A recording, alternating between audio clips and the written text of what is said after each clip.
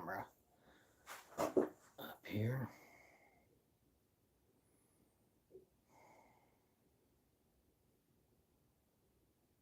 Hang on, see if anybody checks in.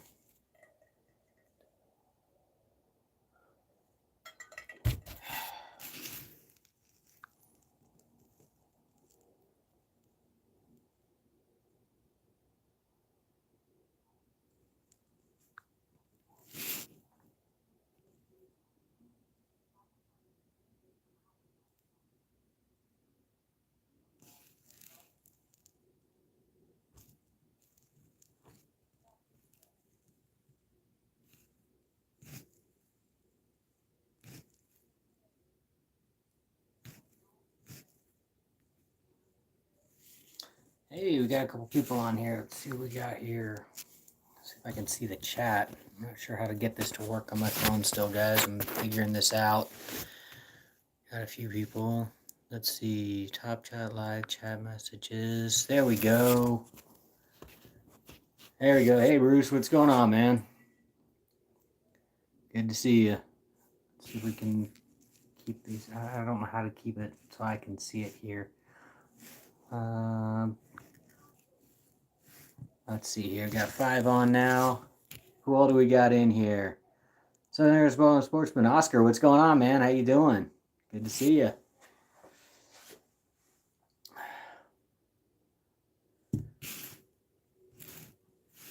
Oh, there we go. Okay, so I had to kind of hit that and then scroll. All right. Sorry, guys. I'm using my phone because the Chromebook is crap for this. It does not want to let anything else work. Ken, what's going on, man? How you guys doing? I thought I'd just jump on here and say what's up and see what people are up to. I don't know what you guys are doing for trapping this season, but I pulled all my line after that sale up in Williams. It's been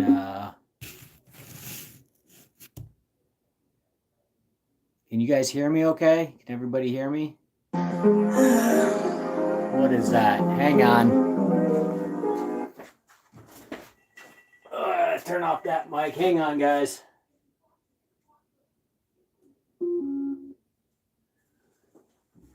Sorry that was connected to my wife's phone. So all of a sudden everything turned on. Can you guys hear me okay? Hey, Steve, what's going on, man? All right, great. Everything's loud and clear. Good. All right. Yeah, I ditched the Chromebook and went to my phone, so we're doing that now. And it seems to work okay, so I'm glad you guys can hear me good. Yeah, I pulled my whole trap line after the Williams sale. It just wasn't a very good season as far as trapping. I mean, I had fun. It's always fun at getting out trapping and doing all that stuff, but it was just kind of a rough season. It was slow. Did not go well very well. I got a really low average. Most of the cats I had were females, so females don't sell well anyway. And then on top of that, a lot of them had really narrow bellies. I just did not have that wide white patch on the bellies that you want. So I think I got like an $86 average. Is horrible. But it did cover my cost for the season between selling those cats and selling the badger earlier in the season. It pretty much covered all my costs for the season. So season paid for itself. Can't really complain with that. So I take that as a win. And my 4-year-old Wyatt really started getting into trapping this year, and he had an absolute blast. So I pretty much take that as a win. If you guys have seen any of the videos, you see him dancing around in the background. He gets super excited whenever we catch anything. So overall, I'd say total win for that. And yeah, I mean, this is overall a good season. We did catch quite a few cats. I ended up catching 16 cats total, which isn't my best. I mean, last year I did 27 cats. See, Rebait, wow, that's awesome. I enjoyed seeing him in the videos. Yeah, he had a ball, and he would tell my wife about it every day because she drives him to school. And then on their way home from school, all he'd talk about is going and checking traps with dad. That's all he wanted to talk about constantly. So I'm gonna go look at see if we caught any bobcats. Let's go hunting bobcats, dad. So I mean, he is hook, line, sinker. He's gonna be my trapping sidekick for sure. Um, my daughter's really getting into hunting. She's not as much as the big trapper type, but she's definitely more into hunting. Um, we did go out trying to shoot a few javelina this year, and just couldn't find them. Hardest thing about hunting javelina is finding the dang things. Um, and for whatever reason, I mean, I went into areas where I've kicked up 30 plus of them on the regular, and went into those places and couldn't even find tracks. So I don't know what was going on this year. I don't know if it was a weather thing or what, but it's just it's been rough for javelina hunting. Um, had a good couple of good deer hunts this year though, so that was good. And yeah, we're just gonna start putting in for other hunts and see what we get for this season. But it should be fun. I've got a few projects on the back burner that I haven't gotten around to, so we're going to do that. I got a really cool camping stove. It's a big 3 burner. It's one of those camp chefs, but I found it at a junkyard. And the guy's like, look, I don't know if it works. It definitely needs some repairs, but he's like, $50 and it's yours. So I picked it up, brought it home, plugged a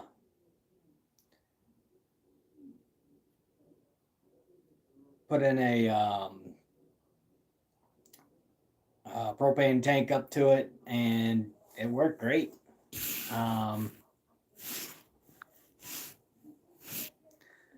it all 3 burners. Well, one of them was froze up. I had to loosen that one up, but I just was a good pile of WD-40 and some time, and managed to loosen up the third knob, and all 3 burners work. It's definitely going to take a little bit of repairs, but I'll do a couple short videos on doing repair work for that. I've got a um, couple other projects. We got to rebuild the run on the chicken coop. We've got to redo the archery range. I still have to get around to that. I did not get to that this summer. Just too many things. My son wants to do another all boys fishing trip, so we're gonna try and put one of those together with one of my buddies and try and get them out and try and catch some catfish. Hopefully, we don't get screwed up by fires this summer. Um, Last summer, we just had so many forest fires, it shut down all the areas that we were planning on going. We had a couple areas that we had actually planned out. We knew where we were going to set up camp. We already had a couple of boats and lined up to be able to use while we were up there to go fishing. We had a couple spots figured out for pike. We had a couple spots figured out for catfish and other things. And then the fires came through. They shut down the national forests in those areas, and there was no way in, no way out. So we were pretty much stuck with going down to a lake down in. We ended up going to Parker Canyon, which usually is pretty good. But that season, because of all the fires and everything else, they'd been dipping water out of it. That it just had not been getting much rain, and it was about 14 feet low, like 14 vertical feet low. Um, so I don't remember if I showed that in the videos or not. But we were out on the dock, and you could turn around because it was one of those docks that raises and lowers with the water levels, and it was just insanely low. Like you could see where the water lines were on the poles that were hooked up to the dock, and it was just crazy. You just couldn't see it. That and we ended up losing a huge catfish. My son still brings that up that dad screwed up and lost his catfish. So that was fun, but he still reminds me that I lost his fish. So hopefully I can redeem myself this season and get him a big catfish.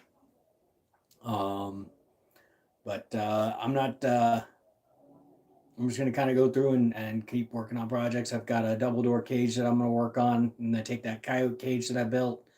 Didn't end up catching any coyotes in it. Caught coyotes in the bobcat cages, which does not happen all that often, but we ended up catching two this season. I still have to put out week 8. Haven't done that yet. I will get that. I have to finish editing it and get it up. Had a really cool time up at the Williams sale. There's an Arizona trapper out here by the name of Jim Ball, and he did an awesome demo on cage trapping for bobcats. A lot of great tips and tricks on it.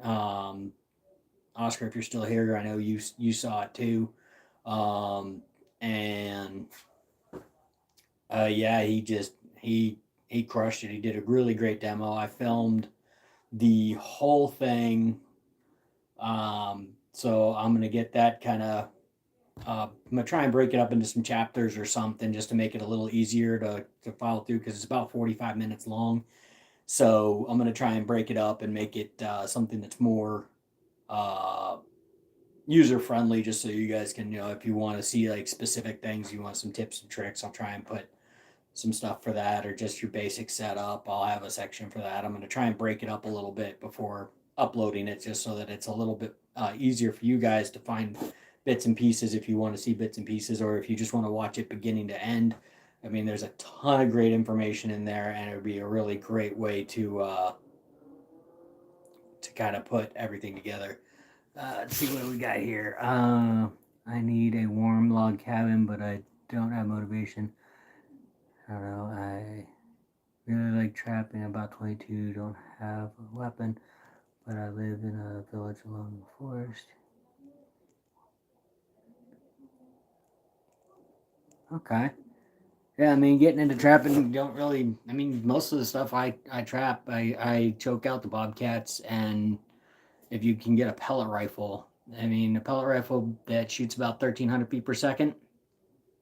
If you can get one of those, you can pick them up at Walmart and places like that.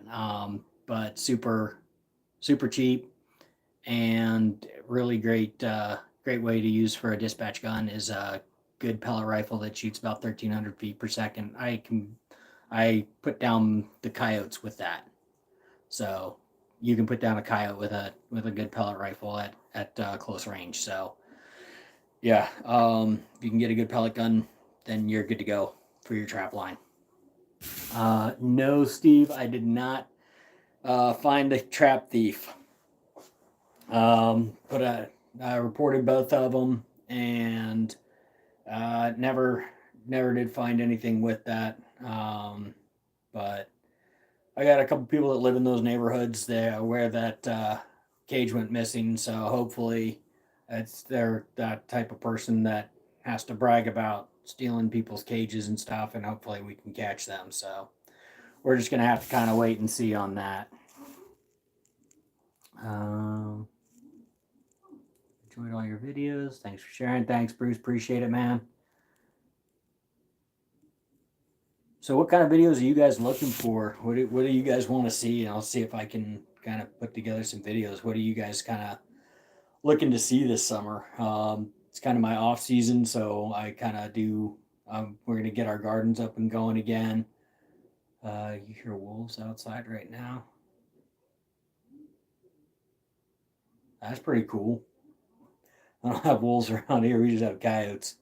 Lots of coyotes. I hear them just about every night.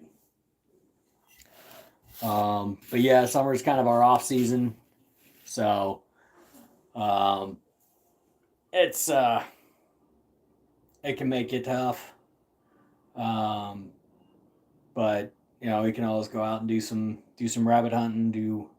I think there's a couple other things we can hunt during the summer, but it's mostly going to be go do some coyote control. Try and call in some coyotes in the summer. Um, Try and do some uh, just try and do some some small game hunting, things like that, whatever we can that's legal. do some fishing, and then just kind of do some project stuff. Looking at maybe trying to outfit the trailer that I have, um, and see if I can't make it into kind of like a pop up tent trailer kind of thing. Something that I can just add some attachments to and build that into some sort of a. Do you have all of your fur put up for the next year? Yeah, I got it all put up and got all that done. Um, I use Top Lot stretchers. I really like their stretchers. They do a great job.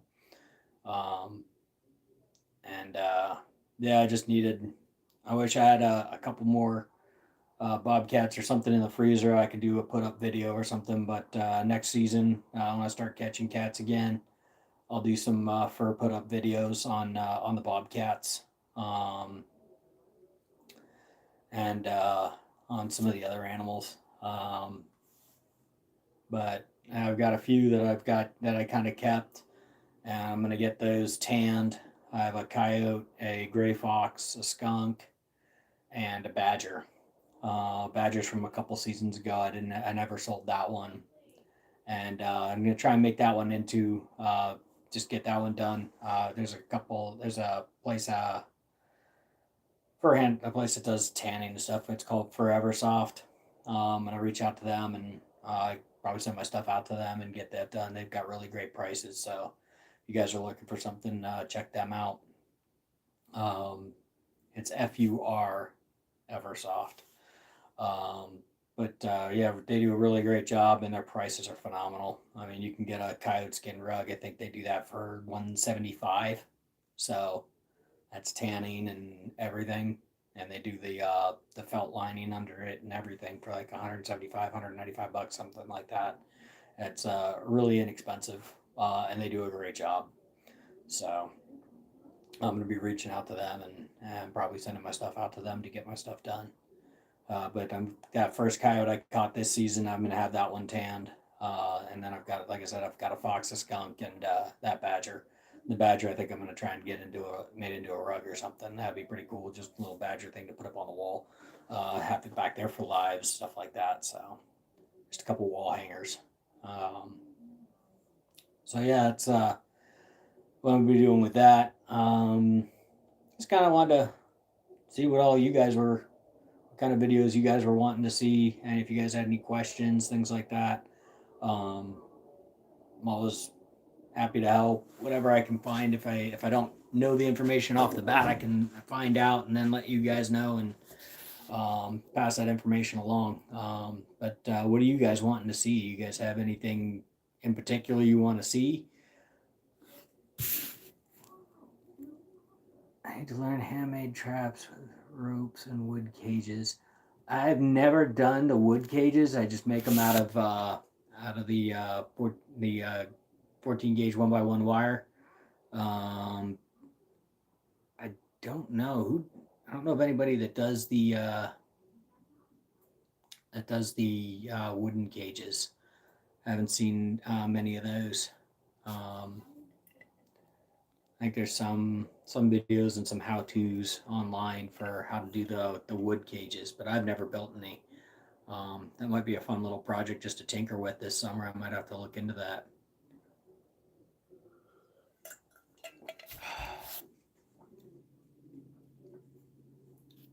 What else you guys got? How about on your sets and how you get it done? Yeah, I could do some more on those and just how I set up the cages and everything. Like I said, we had Jim do that really awesome demo at the fur sale, so I'll look into I'll get all that put up too, because that's just some phenomenal information. He actually uses some of the stuff that I do as well. Um, so yeah, let's see.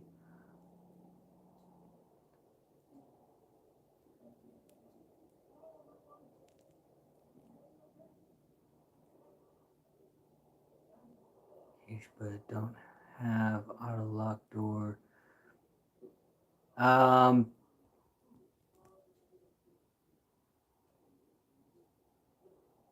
I don't know how to pronounce your name. Is that Georgie?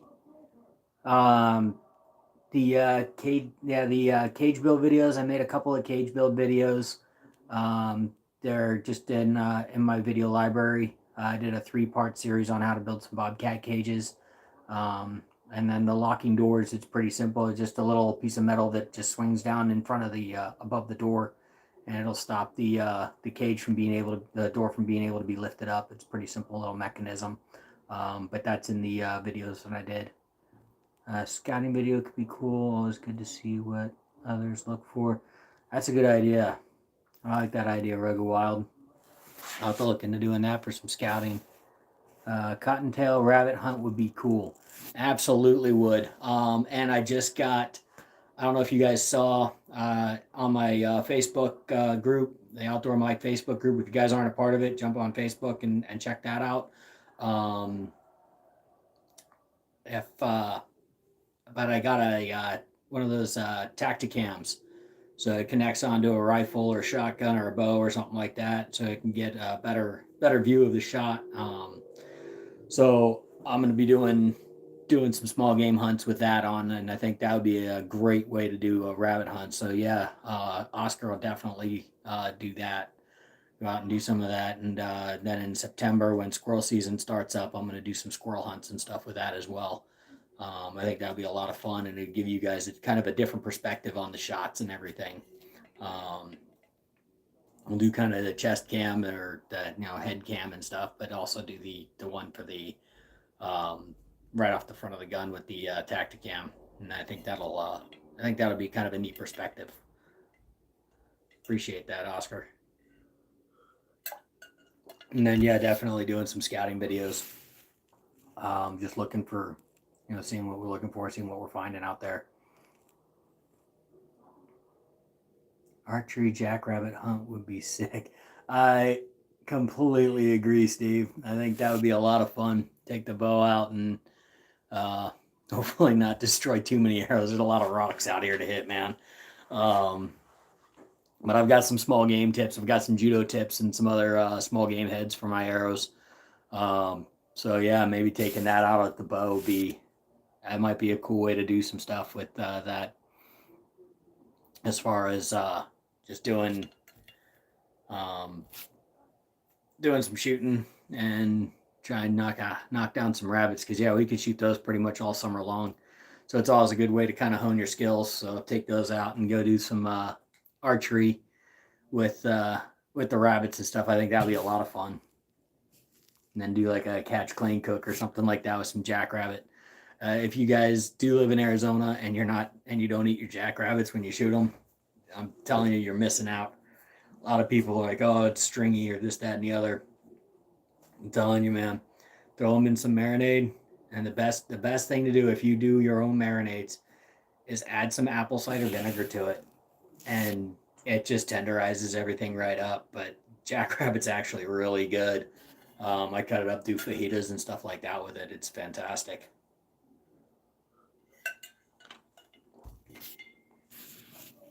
Yeah, I think that would be a lot of fun, Steve. If you're down here this summer, man, we'll go do that. Bring your bow. We'll go fling some arrows at some jackrabbits and stuff. See what we can find out here. What else we got?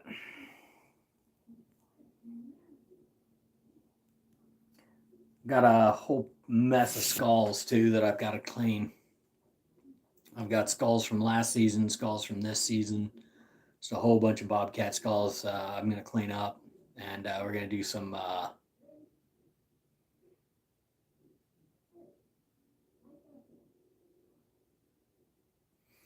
um, we got what was I saying? I just completely lost my train of thought. It's been a long day. Oh my gosh. We've been on go mode all day long. Gotta trying to reset the garden. This is like the first weekend that I've been home that I've just had nothing but just doing family stuff and trying to get things done and catch up on a lot of the honeydew list items. And we just reset our entire vegetable garden this today. It was all compact. Decided to turn the whole garden and put in new soil, and we planned out where we are going to plant everything and put soil in pots and get all the plants started and pull the old stuff and clean it out. And it's been a busy, busy day. Um, but yes, we got all that done. But a lot of it's just playing catch up and doing honeydew stuff right now.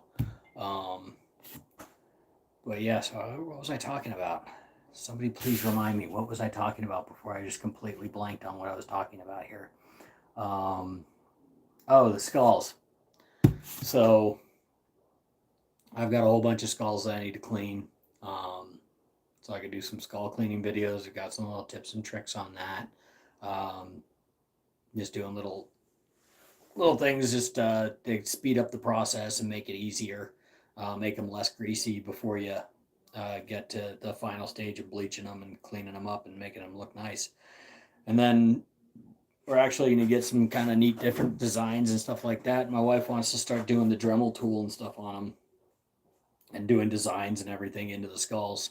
So that'll be kind of cool, and finding different ways to decorate them and everything else. So maybe do something on that. Could do some butchering techniques and big game or even small game meat preparation and so on. Yeah, definitely, Steve. I'll do some of those, especially in the when deer season rolls around and everything. Doing some of the breakdown videos and stuff. Um, a lot of time, the YouTube doesn't like the blood and stuff, so I've got to make sure everything's kind of cleaned up before that. But just breaking down hindquarters, breaking down the breakdown of a deer and everything else. Just some of the basic stuff that uh, newer hunters and everything. It's always helpful to learn. I'll definitely put that kind of stuff out. Because I mean, hell, when I first moved to Arizona, I didn't know how to quarter out a deer. I'd never done it. I didn't know how to quarter out an elk. I didn't know how to do that stuff. Because back east you didn't do that. Everything we shot, we were max 100 yards from a road. You just drag it up to the side of the road, or sometimes you could drive the truck right down to the deer, throw it in the truck, and off you went. You were done. Go hang the deer up and just skin it and butcher it right off the gambrel right there, full body. So that's what I was used to doing. And then I shot my first elk out here in Arizona, and you can't just drag an elk up to the truck, especially when you're a mile from any road and you're down in the bottom of a canyon. You're pretty much stuck there. And so, yeah, when we shot that, I had to, before that hunt, I had to sit there on YouTube and find somebody who had quartered out an elk who had a half decent video to watch, and that's how I learned how to do it. And since then, I can't find that video anymore. That guy took his stuff down, or I don't know what. But yeah, there's YouTube's kind of cracking down on a lot of guys, and I think it's crap. So I'm gonna put those things out anyway, and if they get mad at me, they get mad at me. Whatever. I'll turn it to black and white or something. But I want to keep that information up there and put it out there for you guys. Um, Even if I have to do shorts on Facebook or something and figure it out, but I want to make sure that I can get that kind of information out to you guys that want to learn it, because that's kind of the whole point of this channel, is to put stuff out for you guys to teach you more stuff and answer the questions that you guys have. And so that's kind of what I'm doing. I know I helped you, Steve, with when you first got going, and now you've killed stuff I've never even killed. You're up there in Wyoming shooting antelope and everything, man. I wish I could be doing that. Getting antelope down here is another one it's tough to get drawn for. You guys can buy that kind of stuff over the counter. Might have to just sneak up there one of these seasons and come up there and do a hunt with you up there. I'll have to put that together one of these days, once everything else kind of slows down. I gotta retire from the military first, get one of my jobs out of the way. But yeah, I'll definitely have to put together a hunt or something up there in Wyoming and Trying to get some stuff done. What else we got? Let's see. What are your trap check laws down in Arizona? So in Arizona, we have daily checks, which means once a day you have to check them. It doesn't mean 24 hours, it means once a day. So technically you could go out at, 12:01 on a Tuesday and then go all day Tuesday and almost all day Wednesday, and you can check them as long as you get done your checks before 12 o'clock the next day. You're still within your daily checks. Evan Mills, what's up, man? Or Miles, what's going on, man? So hopefully that answers your question there, High Country. Let's see here. Sorry, I have to keep the chat. I have to roll the chat with my finger here. It doesn't just keep rolling like it does on the computer. So I've got to kind of make sure I'm sticking with it and rolling stuff down.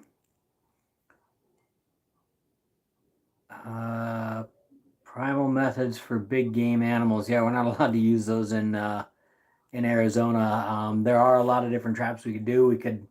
I could probably put together some videos of different methods that you can use for those, but they're not legal here in Arizona. I can't actually hunt with those methods here. But I could definitely just do some backyard builds of different deadfalls and the tripwire bows, stuff like that. I could do some builds like that, but we can't actually hunt with those here. So I can show those type of videos, but I can't actually use that.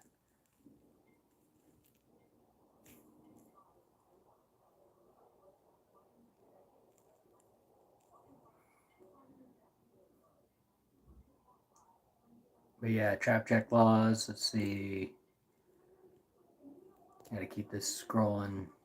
Adventures with James, how you doing, man? It's just kind of cool seeing who all is showing up here and coming in here. 24-hour checks here in Washington, unless it's a drowning set for rats or beaver, or Koru trap. What's a Koru trap? Koro. I don't know what that is. For Martin, then it's a 72-hour check. Is that one of those like mailbox sets with the with a conibear in it? Is that what a Koru trap is? I don't know what a Koru trap is. Adventures of James just working. Yeah, I've checked in on a few lives at work myself.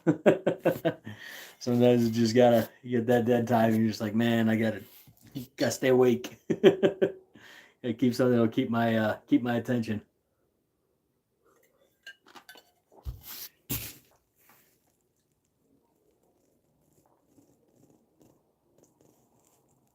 All right, what else we got here? All right, High Country. So, what is the Koro trap? What is that? Please explain. Koro trap.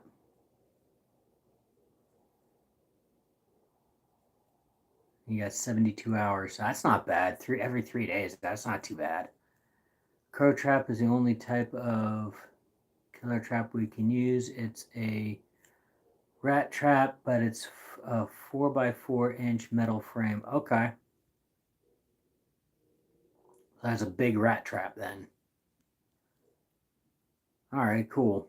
And those ones, if you have those out, then that's a 72-hour check on those, huh? That's not too bad. Yeah, 24-hour checks, man, is killer on gas. I'll tell you what, especially with these prices lately. It's been rough.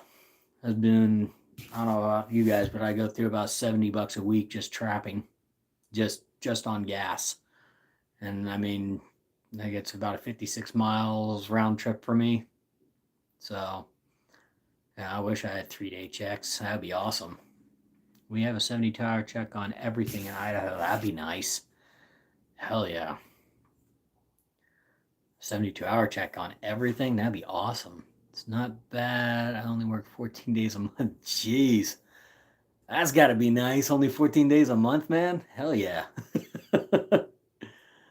Let's see. I check mine every 48. Yeah, I check them every 48 too, especially if you're doing footholds or something like that, because you just don't want something to come and eat it. You got coyote problems or wolf problems or something like that. I know up in Idaho, you guys even have wolverines up in northern Idaho, right? Like you guys have talked to some of my relatives up there, or technically my wife's relatives, but they've seen wolverines in northern Idaho. So, I mean, you want those guys robbing your traps from you. Let's see, what part of Idaho are you in, James? South Central Idaho. Okay. I sent my fur up to the Idaho sale last season. Got a hold of Rusty and sent all my stuff up to him. As a really, he makes it real easy sending the stuff up to him for the fur sale. You guys have a great sale up there. You guys got a really great association and everything up there as well. So, yeah, I mean, if you guys are looking for a place to send, no problem, Ken.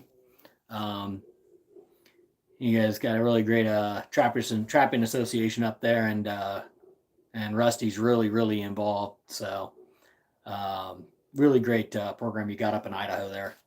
Like I said, I sent all my fur up there last season and it did pretty well.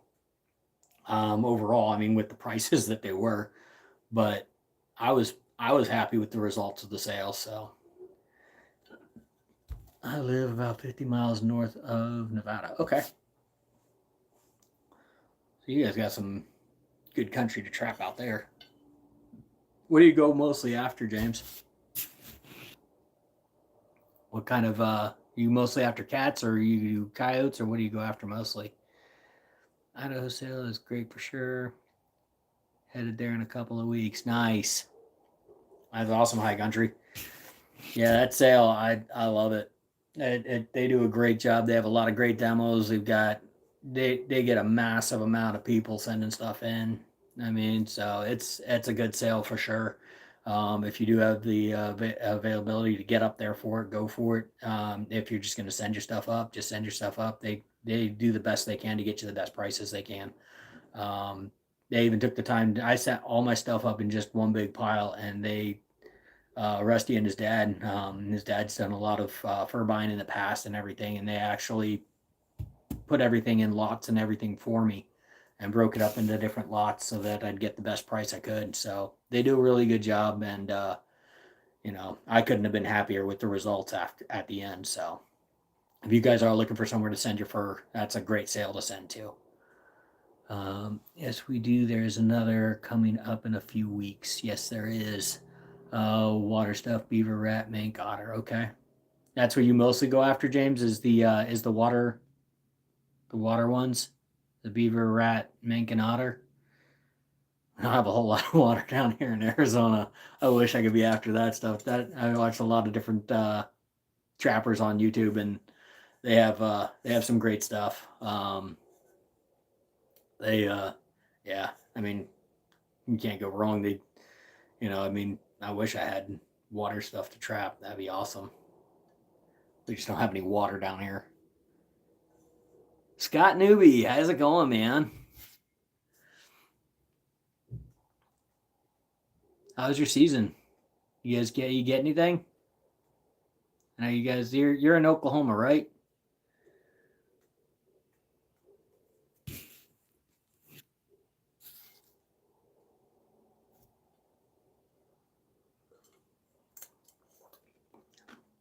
I think you're in Oklahoma. I'm going to focus a little more on yotes and cats next season. Okay, cool. Yeah, with the way cat prices are going, it looks like they're going up. So hopefully, hopefully if you guys held on to your fur and you're sending it to either going to the Idaho sale or anything else, it's you know prices they're a little better than last year overall. Like I said, I didn't do well, but my fur wasn't that great this season. I just didn't catch good cats this year. I just didn't have a lot of luck catching good cats.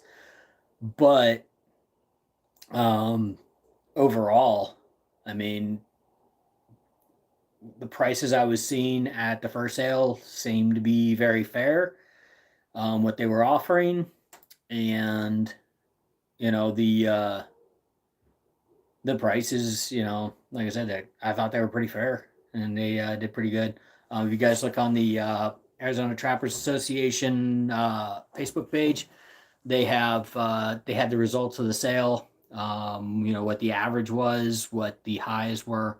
I think our two highest cat, and I mean, you're looking at Southwest cats here. Our two top cats went for $816 a piece, which for a Southwest cat is pretty darn good. So can't be too sad about that. We have more miles of rivers than any other state in the country. Yes, you do. You guys got that Snake River. Are you guys allowed to trap the Snake River? How does that work with Oregon on the other side? Are you guys allowed to trap that, James? I'm kind of curious about that. How often do you rebait your live cage? I don't rebait or lure my dog, Proose or Coon, because I use a cup to put it over to keep the rain. But for a live cage, how often do you relure or normally with rebaiting, reluring, I mean, I move my cages probably every 2 weeks if I can. The beginning of this season, like I'm sure you guys saw on this season, if you were watching and following along, I didn't move my cages until like after week 5.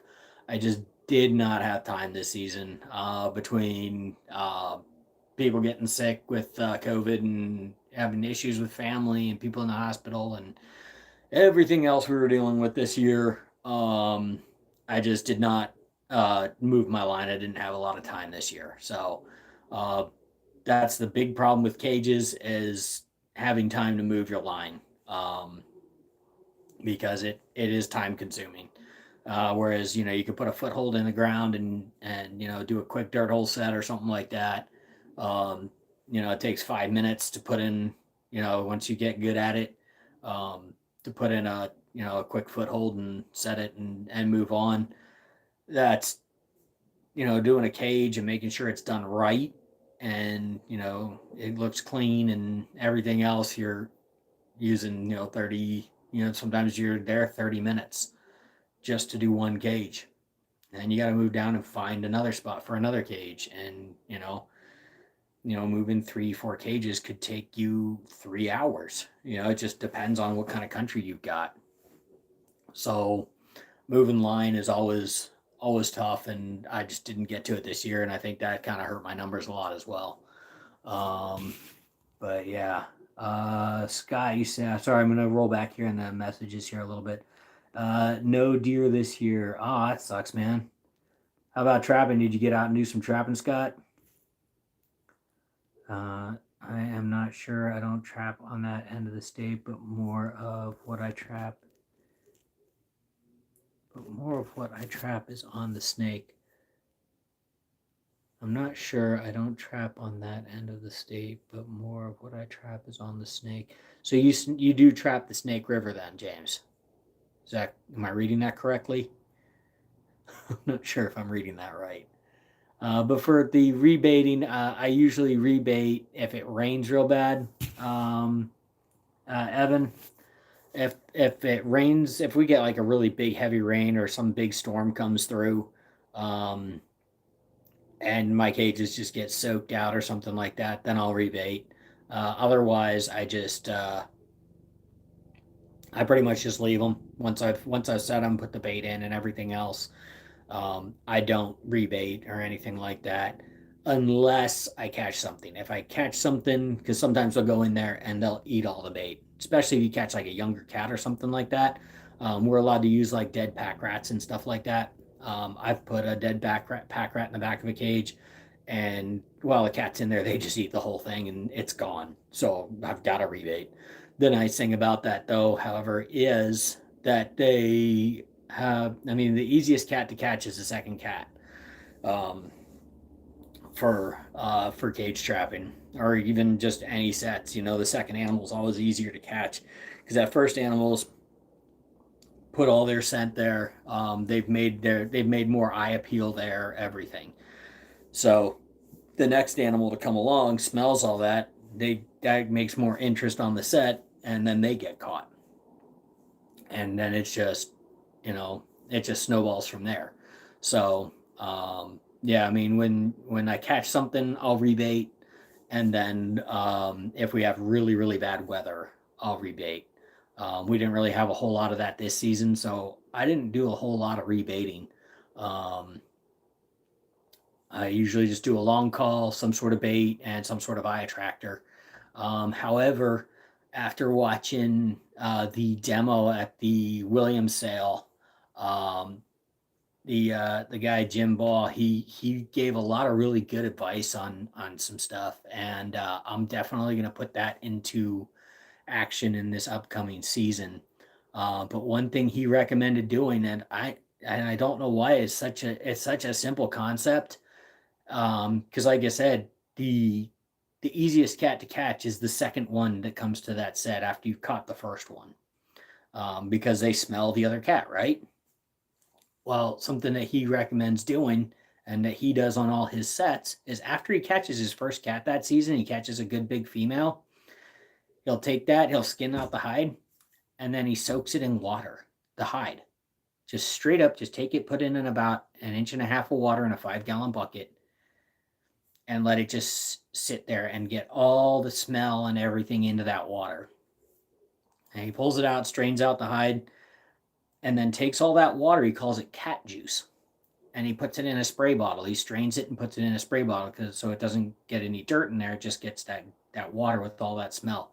And he sprays that into all his other sets to get more cats, because they all smell the other cat now, and then they go in. Because just like any other set, if you catch a cat in a set, it's going to go in, right?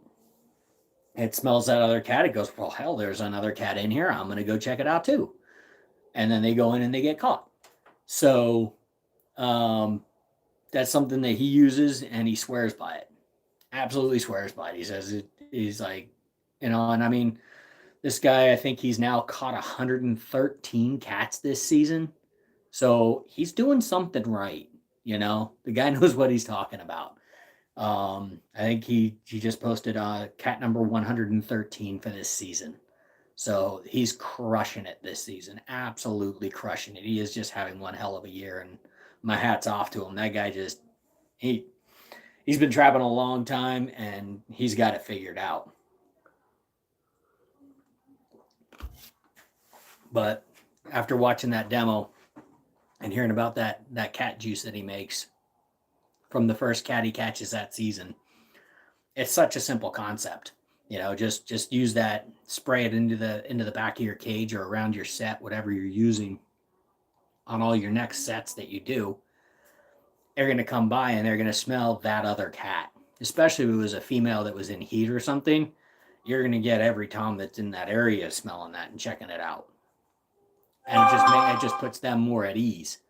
So, just something like that would just be great. Oh my gosh, I'm way back behind here. Sorry, guys. I have to keep bringing this back. Okay, rebate. Yep. Got a little coyote removed. A lot of possums. Hopefully you're killing those possums, Scott, because they are hell on ground birds and everything. Don't believe what people say about the ticks. They don't really do much. They eat the ticks off themselves. They don't go out and actively eat ticks. A turkey eats more ticks in a season than a possum does. But those possums are hell on all your turkeys and quail and everything else. So get those possums out of there. Let's see. I live about 2.5 hours east of Oregon border, so I don't trap on that side of. Okay, got it, James. Okay. Sorry, guys. I'm still getting used to this live chat here. I have to keep activating, otherwise it disappears and doesn't come back. Can you catch cats without blending the cage in and not putting leaves or dirt on the bottom of the floor of the cage? I've seen some people here in Mississippi catch cats without blending or anything. Evan, yes, you can. However, it's much harder. Cats are very tactile. if you've ever put like random crap on a floor, they'll step around it and over things, and they don't want to put their feet on anything but something that's flat, and it's the same thing they're already standing on. They don't like it. So what we found is if you just take a shaker, whatever you've got, that's another thing I'm gonna do. I'm gonna do a little video on the hand shaker I use. It's a real simple thing made out of wood and some hardware cloth, but it's a real simple shaker that I use, and anybody can make it with just a little bit of, takes a little bit of time and a handsaw or something, and you can make it. But yeah, just put some fine sand. The best thing we use here is sand, because we trap near washes mostly. Just get all the big rocks and everything out of it, and you just shake that sand over your set and get all that debris and everything out. Because even leaves and stuff, cats don't want to step on it. They don't want to step on sticks. They don't want to step on that. They want nice clean if they can. So you give them that nice clean walkway into the cage, they're gonna take it. But like I said, there's a I'm gonna put that demo from Jem on my page on my channel here within the next week or so. It's like I said, it's 45 minutes, so it's gonna take like 4 or 5 hours to upload. It's gonna take a long time, so I have to find some time when I can do that. Plus, I need to edit it. So once I get all that done, I'll get that out to you guys. But yeah, you can catch cats that way, but you will catch less if you blend it in. Put some branches and stuff around it. What you're trying to do with the branches and everything, the whole purpose of doing that and brushing it in is to keep the cat interested in the front of the cage. So wherever your prevailing wind is, so let's say you've got wind coming from the southeast, you want that door facing so that that wind is blowing through the cage and out the door. Wherever your prevailing wind is, you want that wind blowing through the back of the cage and out the door. That'll keep their attention at the door. You don't want them going around to the back of the cage. You don't want them to be able to access the back of the cage without going in the cage. So doing that brush in and everything else keeps the cats from actually going around the cage or going on top of it, because what they want to do is they want to put their nose on that smell. Whatever they're smelling, they want to put their nose on it. Watch a house cat. Put something that they like to smell or something, put it on the ground and watch them. They'll walk up and they'll put their nose right on that smell. And if you block all of their avenues except for going in that door, then they'll go in that door to go and get it. Also, have you ever caught a coyote in a live cage? Yes, I caught 2 this year. Caught 2 coyotes in cages this year. What I've found is the best way to do it. We're allowed to use like chicken parts and stuff like that, and I raise chickens, and every once in a while one dies. So what do? I throw it in the freezer and I keep it. I put it in what my wife calls my dead animal freezer. That's my deep freeze. I can put whatever the hell I want in there, and she doesn't touch it. She doesn't care. That's my freezer. So I'll put a dead chicken in there, and I'll chunk it up, and I'll use those pieces. What I take is a piece of baling wire, wrap it around a chunk of leg or something like that, put it in the back of the cage, and wire it to the back of the cage. Both the coyotes I caught this season had either a chunk of chicken wired to the back of the cage or a chunk of deer hide. You can use deer hide, you just can't have any meat on it. But if it's deer hide, you can use it for bait. So I took a piece of deer hide, put it on the back of that cage, and wired it in. And that's what I caught that coyote on. So yes, you can catch them in cages. It is very hard. They are super, super weary. Catching a coyote in a cage is not an easy thing to do. That is something I'm still tinkering with. That's what I'm going to try changing that cage. I have a video on how to build a coyote cage. That is from information I've received from other trappers who have used that type of cage and have caught coyotes in it pretty consistently. I didn't catch a single coyote in it this season. Doesn't mean it doesn't work. Just didn't work for me the way I had it set. Maybe I just didn't have it set on a trail the right way. Maybe it was just not set up in a way that was more conducive to catching them. I've got to tinker with it, but I'm going to turn it into a double door and see if I can catch more on a double door style. Got to get back to work, man. Have a great night. Thanks, James. Thanks for stopping in, man. Appreciate it. You have a great night, dude. I put down roofing shingles in the floor of my cage traps. Absolutely. Where I put my roofing shingles in mine is when you've got your pan. So this is, wrist right here. This is the base. This is your floor of your cage, right? And then my hand would be the pan. I'll lay that shingle from floor of the cage up over that crease onto the pan.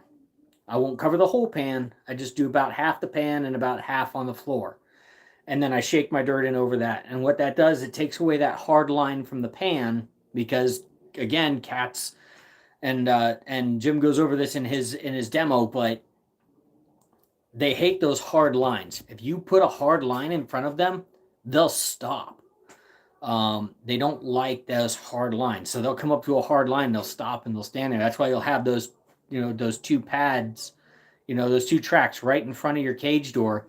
If you can see the front edge of your cage, they'll stop right there and just kind of lean in and look, and then they'll back out and walk off because there's that hard line that they can see. If you can blend that in so they can't see that hard line, it helps to get those cats to feel more comfortable to go into the cage.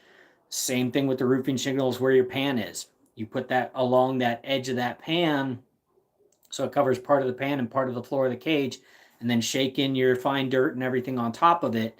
It takes away that hard line and it takes away that hard transition, and it makes it more inviting to the cat to come into the back of the cage and come back there and investigate what's going on back there and what smells are there. So definitely use those roofing shingles, guys.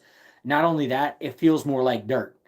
It gives them that harder, it gives them that kind of that rougher surface that's more like dirt and everything else, instead of that metal pan. And they step on that metal pan. One, that's good because you want them to step on that metal pan, but if they don't put their full weight on it, no, sometimes you'll have that one paw print on it and then they back out and you come check your cages and you see the tracks going into the cage, so you go kind of see what was going on with it, and they put their paw on it, but then they just backed off because they didn't put their full weight because something didn't feel right.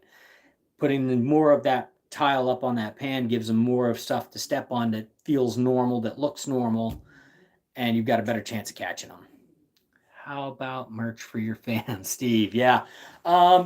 We are looking into doing that. I do have some decals that I'm almost out of them. I've only got a few left. I usually I've been sending those out with the giveaways. But yes, we are eventually going to get more into that. Maybe hats or t-shirts or something. Probably start with those. And maybe some tumblers. We'll just kind of look into it, but definitely eventually I'll get into doing the merch and everything else. That's just kind of, I haven't gotten to that stage yet. And with everything else going on, I'm trying to keep up with my trapping season just in general. But yeah, Steve, we'll look into some merch for you, buddy. Try and get something going for you there. Evan, thanks, man, for the great info. Have a good night. Appreciate the live tight change. All right, Evan. Well, you have a good night, man. And like I said, any questions anytime, man. Hit me up. I am on Facebook. I'm on Instagram. All Outdoor Mike. Instagram is Outdoor Mike 1. And Facebook, just look up ODM Outdoor Mike. And I also have an Outdoor Mike Facebook group. So hit me up on those, and I'll do my best to answer questions or make a video about it to answer your questions. So anytime, man. You guys have a good night. What else we got here? You guys got any other questions for me? Let's see, what else can I pass along here? I'm gonna try. Started trying to work out some private land to try and do some foothold trapping. Because I know most of the stuff I'm doing right now, it's all cages, which is great for some people, but other people are kind of like, well, I only do footholds. So I'm going to try and expand. It's really, really hard to come by private land to trap out here. You can only do footholds on private land in Arizona. So that makes it much tougher for us doing that kind of thing, just because we don't try once somebody gets a hold of some private land to trap, it's really, really tough to get, you know, they're not going to give it up. So if they have private land to trap, they're going to keep trapping it, and they're going to pass it on to either a friend or family to keep trapping it. So trying to find private land out here is tough. But I have at least one or two leads. Hopefully, one of them pays off. If it does, I'm gonna purchase some footholds and get those all set up. So I'll do some videos on those. I think Blakely's got some Blakely trapping supplies. Has some good little combo starter kits and stuff to buy. Like you get like 6 traps and uh, some earth anchors. I'm still learning all the terminology for foothold trapping. The earth anchors, as well as just some other basic supplies in a kit for like, I think they're doing like $178 or something like that. You get like 6 traps and some earth anchors and the cables and everything you need basically to go out, get the traps in the mail, go out, get them in the ground, and start trapping. It's like a basic kit that they're putting together. So I think that's with Blakely's. I saw that on Trapper J's. So check that out if you're interested and looking for something to just kind of get started with. But I was going to take a look and see if I can find that on their website. If I can uh, get a good hold on this private property that I'm looking at possibly trapping. If that works out, though, they're really looking to get rid of a lot of the skunks and some of the other predator issues out there.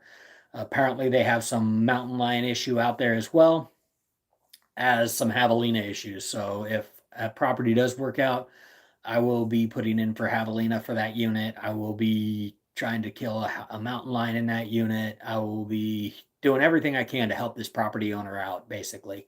Um, so hopefully that works out because apparently they have a ton of skunks too. And if you guys watch any of Iowa Trapper or anything, skunks are big money. That is, they you got to kind of piecemeal them out, but a skunk can make really, really good money if you got the right buyers and everything. I think you can sell the skulls anywhere from $5 to $15 depending on the buyer. The hides sell depending on your buyer, but you can sell them for anywhere from $8 to $15. And then your big money is right in the essence, the skunk spray. That sells anywhere from $15 to $25 an ounce, depending on your buyer. Um, but that's where the big money is in skunks. And if you're willing to trap them, there's really good money to be made. And I like skunks just in general. I think they're cool looking. What I really want to do is I want to make a pair of gloves with some skunk fur and then maybe a hat or something if I can get enough of them. And then they just make cool wall hangers too. So I'm looking to really do some more with skunks and everything in the future. And we're obviously going to keep doing bobcats because bobcats is big money as well. Took my first skunk this morning. That's awesome, dude. How big was it? How big was that skunk?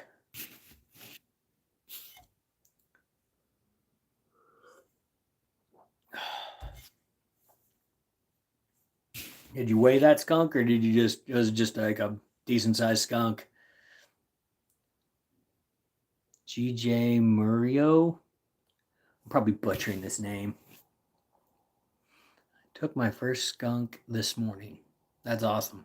Yeah, no, I think skunks are cool. I don't know. Some people use pellet rifles to dispatch them. If you're gonna dispatch a skunk, one Iowa Trapper's got a great video on it, but I'm gonna try and I'll do my best once I get one that I can get on video for you guys. Um, but either do a lung shot with a pellet gun, not 22, a pellet gun. And if you can, get one of those Gamma Whisper ones, the ones that are really quiet. Because after watching a lot of the videos and everything with New AZ, my name is Guy, New AZ Trapper. Hey, Guy, all right. Um, Well, welcome to Arizona and welcome to trapping in Arizona. It's addictive, man. But yeah, the either I use a skunk pole with the acetone. It works really really well, and spray is minimal to none with a skunk pole. If you're gonna shoot them, like I said, use a pellet rifle. It's quiet, so it doesn't startle them. A lot of time, that crack of the rifle is what startles them and makes them spray. Um, so use a pellet gun and double lung them, and the vast majority of the time they won't spray with the pellet gun. I'm not gonna say they're not gonna spray every time because you get that ornery skunk and he's gonna do what he's gonna do. There's no helping it. Just like some raccoons, some cats, some anything you catch. You get those timid coyotes, you get those coyotes that are gonna fight tooth and nail all the way to the end. It just depends on the animal itself and what its basic personality is. But that skunk, most of the time, double lung them with a pellet gun, and they're gonna go down, and they won't they won't spray, and then you can get all that essence. Um, well, welcome to Trapping in Arizona, guy. You do you catch them in a cage or you catch them in a foothold or a dog proof? How'd you catch that skunk, guy?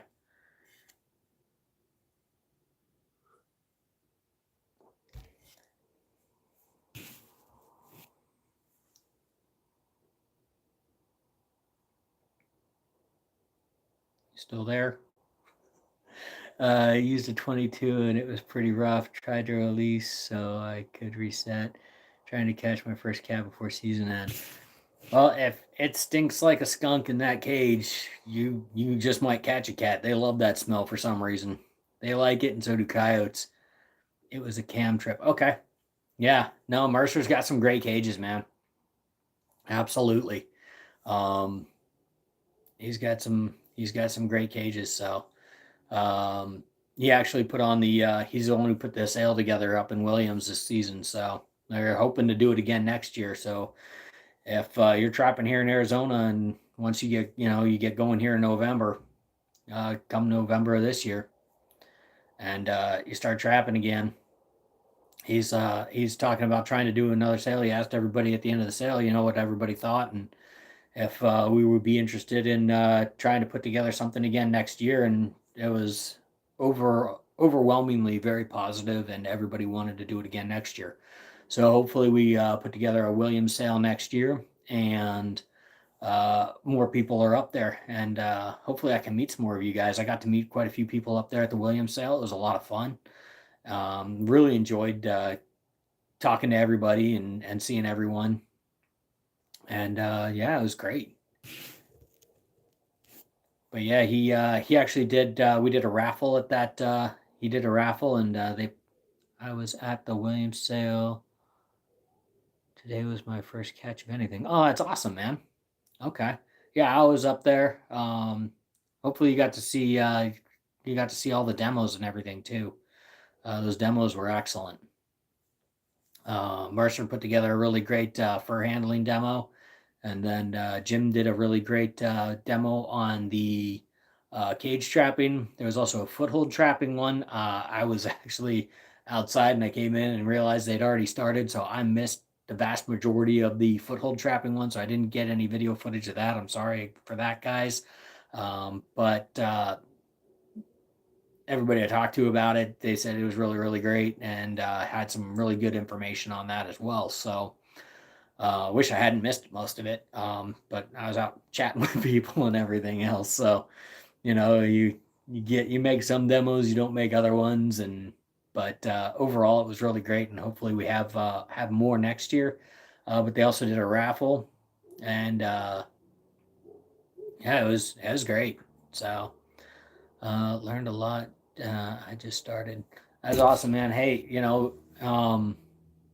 trapping trapping in general is gonna there's a steep learning curve, and and it can be very humbling. You think you've got it figured out, and then the next season rolls around, and you just get hammered, and it doesn't work out. So, you do everything that you thought you knew, and it doesn't work for whatever reason. Who knows?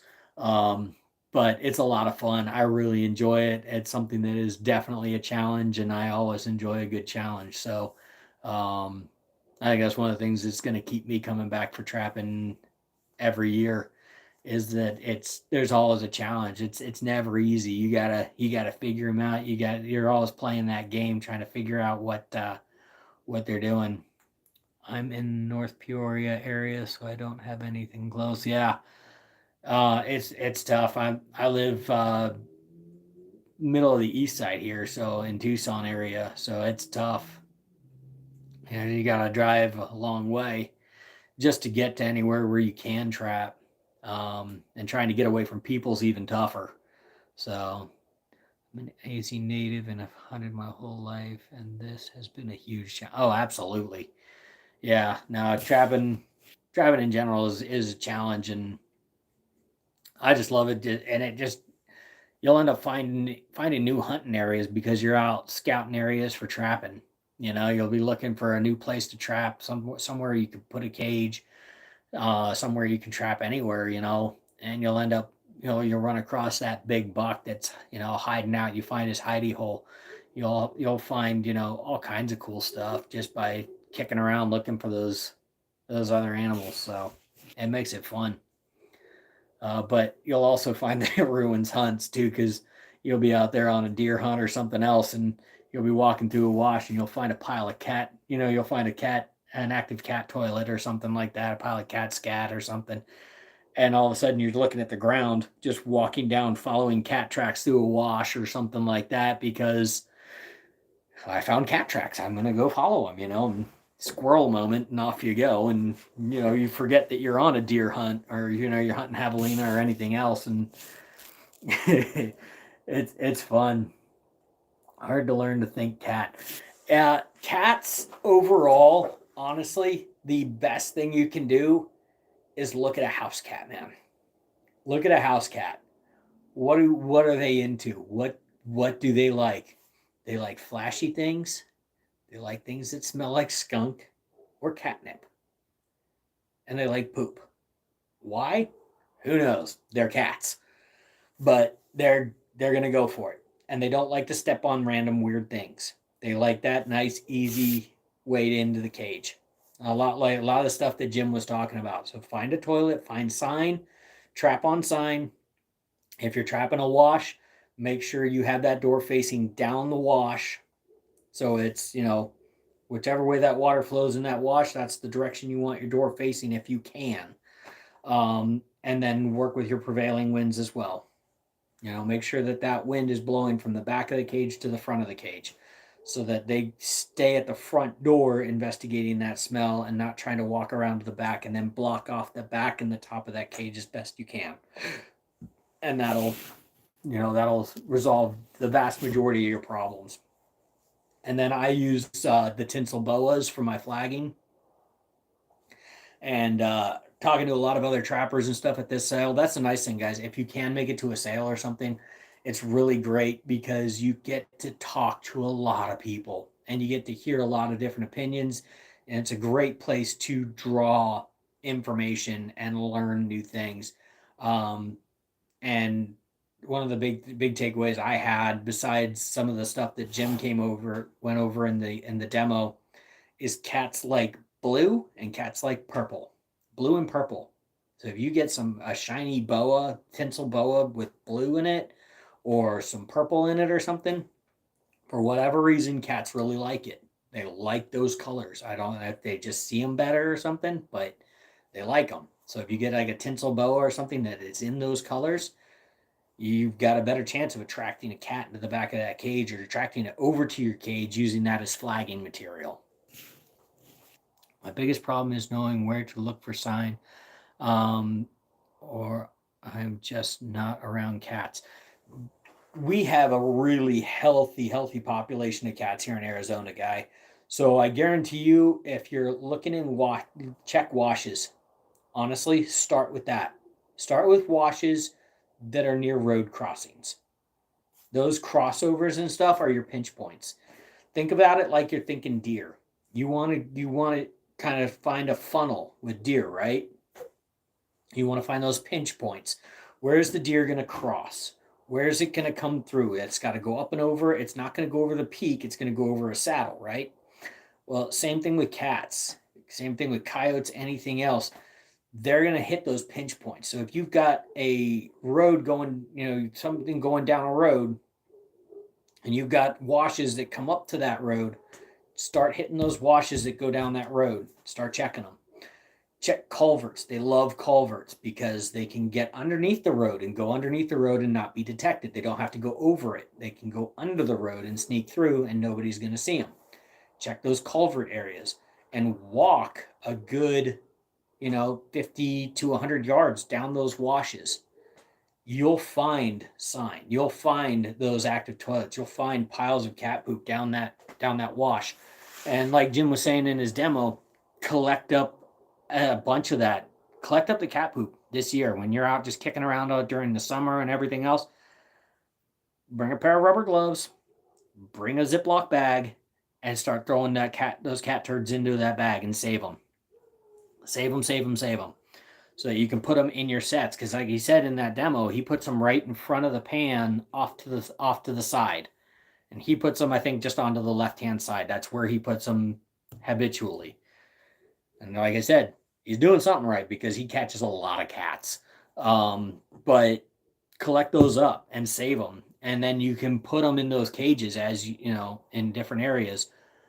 If you do find an active toilet and you're trapping on it, collect it all up, and then put one of those turds inside your cage near the near the pan. That way, when they come in to use that active toilet, there's no other cat turds around the area but the one in the cage, and they go and sniff that one, and then they get themselves caught. So you want to pull them over to your cage and bring as much interest to your cage as possible. So that's one of the big things there. Let's see here. But yeah, just follow their tracks. Walk down, if you see one cross a road somewhere, if you're driving along and you see one cross a road and you've got time, stop, park your vehicle, go walk down that down that wash. I guarantee you somewhere along that wash, you're going to find an active toilet. And then just mark it on your GPS on your phone. I use OnX Maps. I mark it, active toilet right here. Doink, drop a pin. Move on. Now there's an active toilet there.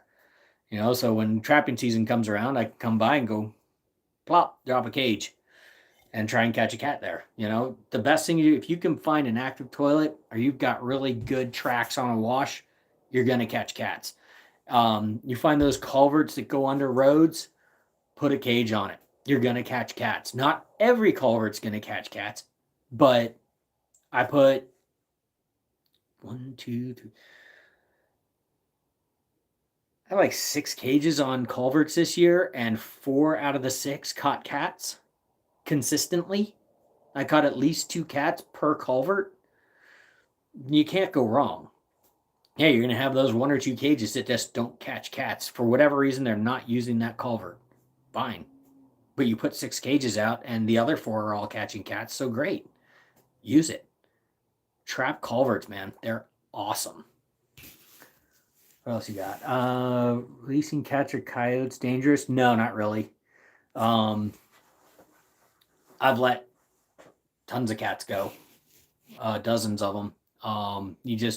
The vast majority of the time, they don't want to leave until they feel like they've got something good between you and them, and then they'll head out. I've got some good footage from week 8. Like I said, I have to edit week 8. I'm so far behind in editing, but I've got a great video of one of the cats that I let go this season, and he took forever to leave the cage, but when he finally did, he just kind of walked up to the front of the door and stood there and looked out and then looked around, just took his time and then bailed. If you watch the video from earlier this season when I let the cat go that I caught a second time,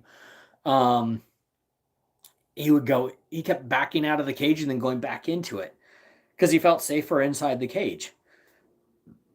So until they feel like they've got a good blockade between you and them, they don't want to leave that cage the vast majority of the time. Every once in a while, you'll get that cat that's just super antsy to run.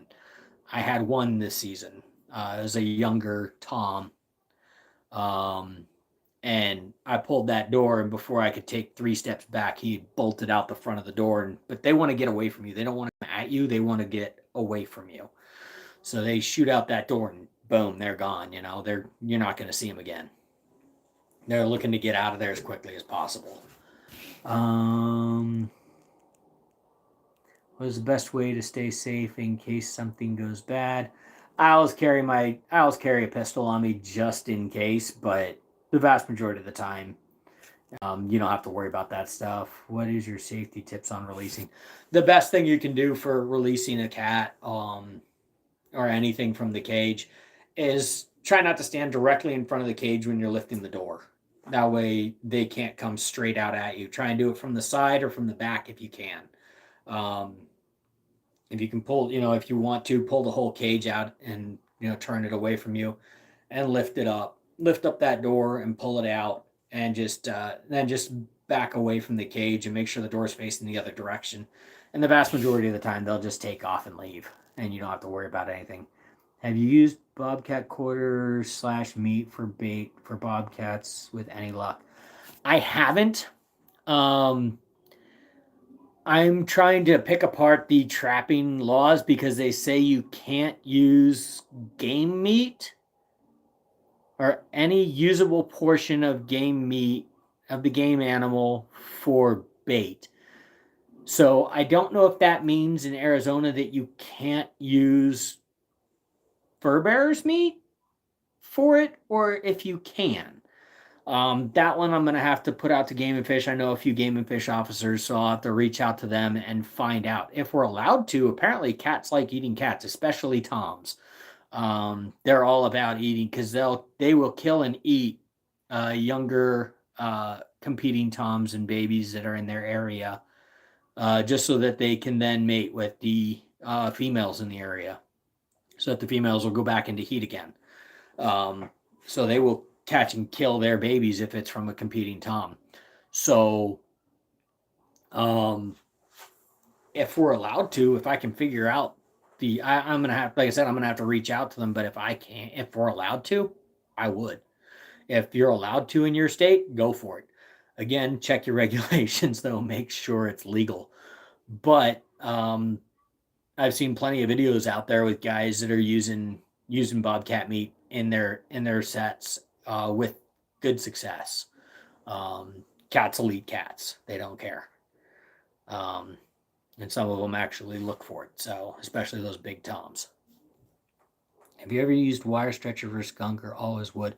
Everything I've used is always wood. I only own one wire stretcher, and that was when I was super new to Arizona, and I was thinking about getting into trapping. I bought one foothold, and I had no idea what I was doing. I bought it's a Bridger 1.65 foothold, and I bought a wire stretcher that I later found out was for a muskrat, which we don't even have down here in southern Arizona. But that was a totally newbie thing. I had no clue what I was doing. And I bought a wire stretcher. So no, I've never used a wire stretcher for skunks. I always use wood. I like the wood stretchers. I just think they look nicer. You don't have to worry about rust and getting rust marks on the fur or anything, because skunks are one of those ones that you stretch with the fur on the inside. If you're going to sell them, you stretch them with the fur in. They're very fatty, just like a raccoon is. Um, so they've got a lot of fat on them. So you're going to want to make sure that you get all that fat and everything off, and that they dry well. And then if you're going to hang on to them for a while, make sure you've got a good dry place to keep them where it's going to stay away from bugs. Because we've got blowflies here in Arizona, and if they get onto your fur, they will destroy it. I'd lost 2 coyote pelts this year, 2 blowflies. They got on the fur. They got in there somehow. I don't know how, but they did. And I went to fluff up the fur with the shop vac. I started blowing the fur, and just big chunks of hair just started blowing off the coyotes, and just the it looked like somebody just went after him with a pair of clippers that didn't know how to give a haircut, and they just chunks of fur just missing from these things and just completely destroyed the furs. So make sure, because that blowfly larva will get in there, because they, if you leave any bit of fat or anything on there, that's what they're going for. So apparently I did that on some of my coyotes, and they got at them over the summer. So make sure that you keep your stuff in a good, cool, dry place that's not gonna get destroyed by bugs and stuff. Um, Keep them up off the ground, and if you can, if you have like a fridge or freezer that you can put them in, once you've dried them, you can throw them in the freezer; they'll be fine. Um, that's where I have a few of my pelts right now. Just I have them in the deep freeze until I can deal with them and get them shipped out to get them tanned. Um, so yeah, I don't use the wire stretchers just because I don't want the rust stains on the fur. I struggle with the AZ trap regs too. Can I use skunk meat or a whole dead pigeon? From my understanding, pigeon is allowed. I'd have to reread the regs, but you're allowed to use pigeon feathers. I know that. Pigeons don't count as, they're not a game bird. They aren't considered a game bird or anything else, and you can use chicken and chicken feathers. So why couldn't you use a pigeon? That is my understanding of it. I'd have to reread the regs to verify that, but I'll take a look at that again, and I may reach out to that to one of the Game and Fish guys just to verify that. But the biggest problem that we run into here in Arizona, and I don't know how it is in other states. So if you guys are from another state, let me know. What what have you seen when you're talking to game and fish officers? How familiar are they with the trapping regulations? Because out here in Arizona, half the time I'm teaching the game and fish guys, because I had them try, and I had a guy that I talked to when I was telling him about the stolen cage. They're like, "Well, your cage is set too close to houses. You're not a half mile away."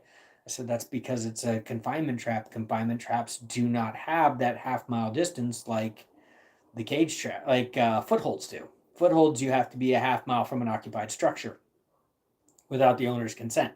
However, with a confinement trap being a cage trap, you don't have that half mile restriction. You can put it right next to a house. It doesn't matter. Um, you just have to make sure it's in a legal area and you're good to go.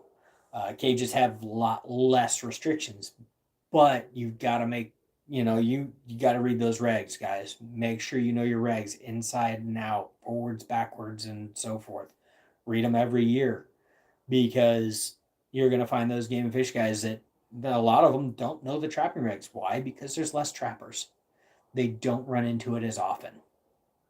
So you want to make sure that you're talking, you know exactly what you're doing, and that you are within your legal rights and you're doing everything the right way. Um, and I always carry a set of regs with me. I always have a set of regs with me in the car.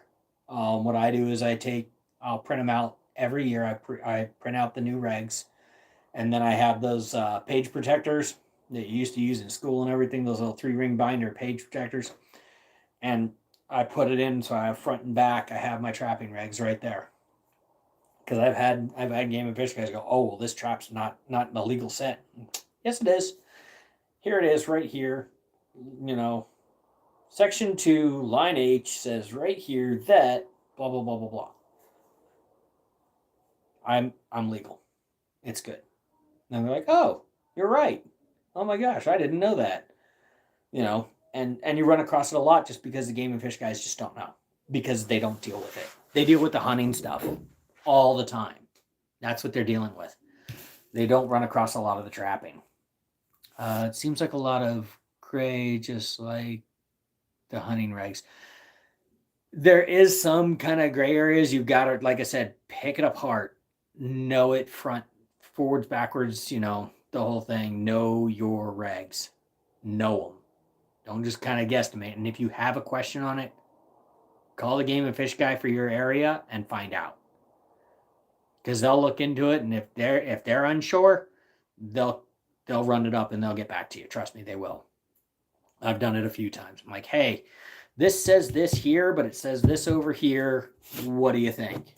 And they're like, wow, yeah, that is confusing. Okay, I know there was a huge argument earlier this year about trapping coatimundis and whether or not we're allowed to trap them or not. And that's one of those things where one side says it's a legal method to take, the other says it's not a fur bearer. So is it allowed to be? Are we allowed to trap them, or are we not? Is it a fur bearer? Is it not? Are we allowed to trap them? Or are we not? Are we allowed to shoot them? You can only shoot one per season anyway. So what's the legal method to take? So trying to figure that out is just crazy. You think fur prices are going to tank with Russia being one of the biggest fur buyers and the new sanctions? I have no idea. But with Russia, with everything going on with Russia right now, there's always that possibility. Just everything in the world right now is really unsure. So knowing whether or not it's going to go south on us, who knows? Possibly. I think it's going to affect it. 100%, it's going to affect it. In my opinion.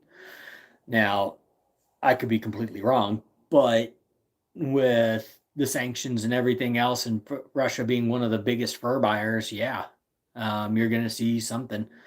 Now that could though make a big opening for China. Who knows? And they go, hey, there's sanctions on Russia, but we can still buy fur, so they start buying it all up. Who knows? So you may see a drop. You may see more demand from some other corner of the market that we really haven't seen much of. So, it'll be interesting to kind of see how that plays out. Just saw a post on day one. Fallon cats average 438 high. And yeah, the Fallon sale, they freaking crushed it. Yeah, they had a high of a $1,500 cat. That was pretty cool to see. In Washington, some game wardens are spot on. Others always say, let me look into it. We can use non-edible parts of game animals, and we can use bobcat meat. So I just hung a chunk in a cage. We will see. Yeah, I've seen guys use it kind of ground up. They'll put it in a food processor and mix it with other stuff. They'll just use it on its own in chunks. We can use non-edible parts. So I've done take a bobcat foot. Like, just, you're not going to use the feet for your fur anyway. So cut the feet off. Put them in the back of the cage. That's a gland right there. Those foot pads are glands. It's like sticking gland lure back there. It's not considered an edible portion of the animal, so use them. But I cut the pads off and make gland lure out of them. So it just kind of depends on what you're doing, what you're kind of going for. That's solid money. Hopefully it holds good. Yeah, I'm hoping it does hold good. We'll kind of see what happens with the market. It's gonna be interesting. But yeah, the Fallon sale freaking crushed it. Their average was like ridiculous high. They were up in like the 400s, like it said, and then they had that high cat go for 1,500. So, and that's one of those.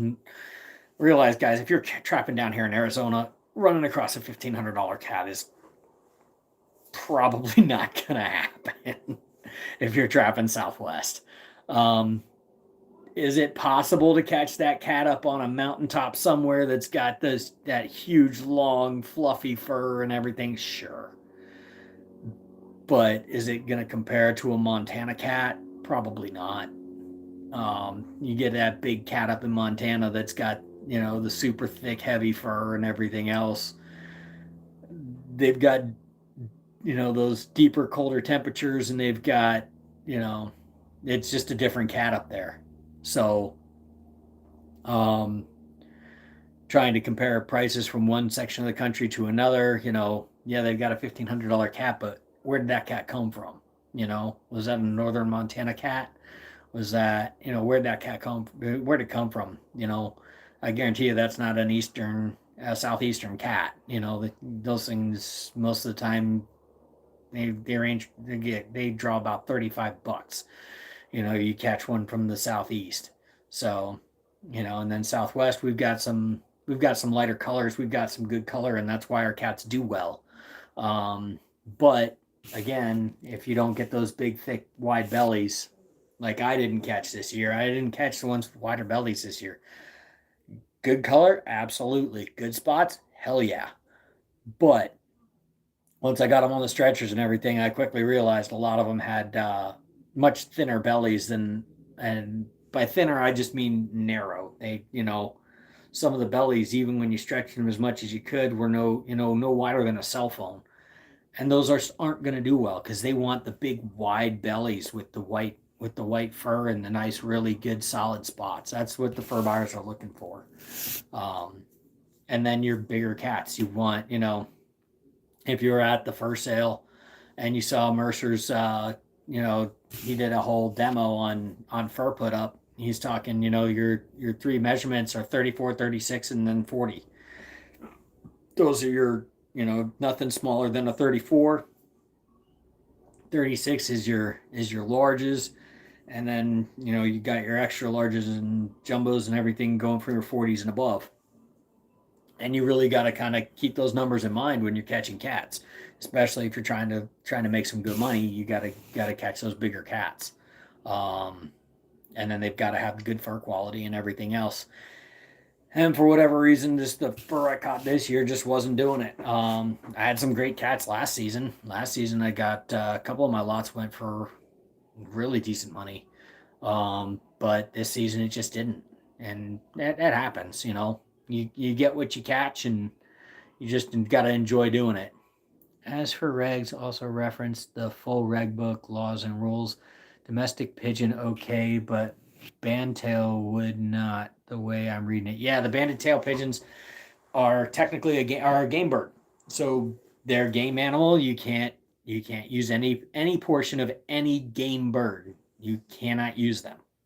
So, and that's where the pigeon kind of thing. I'm like, I don't want to play that game because you get that the game warden that's reading it a different way than you are, and you could get yourself hemmed up pretty quick.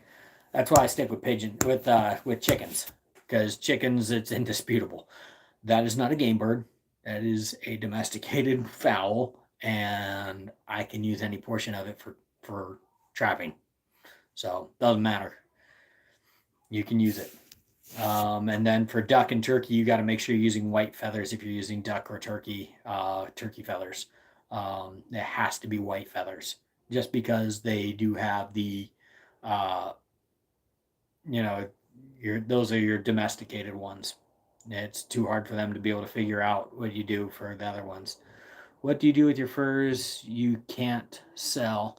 Um, I'm gonna tan. I've got four that I'm keeping this year that I'm gonna end up getting tanned eventually, be it this year or later. I'm just gonna try and keep them as best I can. There's different. There are some companies out there that do like dry storage, temperature controlled, everything else. It depends on the prices, but some places are fairly cheap. Between 10 and $20 a month to store all your furs. Talked to a couple trappers this year that were doing that. Um, they were trapping. They had a bunch of cats they didn't sell last year. They held on to them and saved them for this season. Um, and sometimes people do that. Prices are just really, really low, and they just don't want to sell because they know they can get better money if they wait it out, and they have the ability to do that. Go for it. Pay one of these companies where you can put your stuff in dry storage. You can get into it anytime you want. I know there's a place up in Phoenix that does it. I don't remember the name of the place, but there are places. Just reach out on your different groups if you're if you have that in one of those places, or just store it yourself. Store it in a deep freeze. that's what I'm doing with mine. I have 4 furs. I've got them in a deep freezer, and they're going to stay there until I'm ready to get them tanned. And then I'm going to send them off to get them tanned.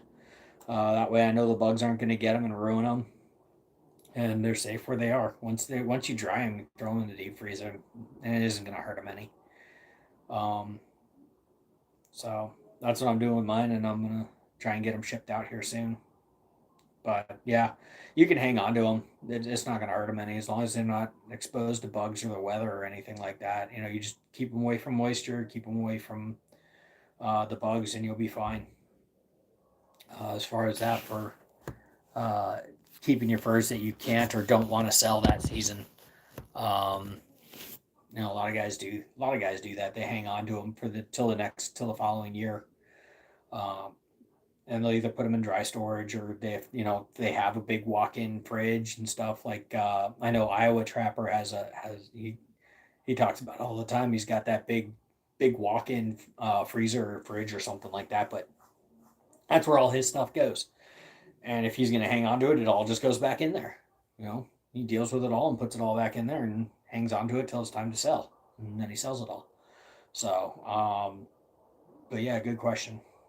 Yeah, and then the regs, like you said, B pen.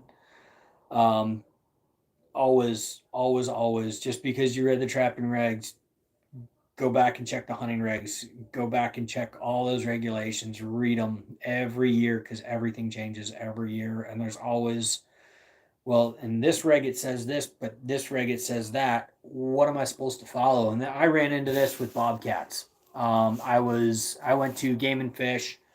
I wanted to put a CITES tag on a cat that I had shot. I'd been out calling. This was years ago. I'd shot a cat and I wanted to get a CITES tag put on it because I was thinking about selling it. And I get there and they're like, "Well, where's the jaw?" I don't need a jaw. They're like, "Well, the reg says you need a jaw." I said, "Where?" They're like, "Well, in the trapping regulations." I said, "I didn't trap it. When I shot it, I called it and trapped it and shot it. So I didn't trap it. So why would I need the jaw?" They're like, "Well, because in the trapping reg it says you need a jaw." I said, "Yeah. But in this reg, where it has fur bears, it doesn't say anything about that. All I need to do is bring it into you guys to get a CITES tag if I'm going to sell it." And they looked at that and they're like, "Huh, you're right." And so they tagged it because they're like, "You're absolutely right. You called it and shot it. You don't need a CITES tag for it." And eventually they went back and fixed it. So now on both regs it says you need the jaw for a CITES tag for either or. But at the time they didn't. So make sure you know your regulations when you walk into those places. Otherwise you can get yourself hemmed up pretty quick.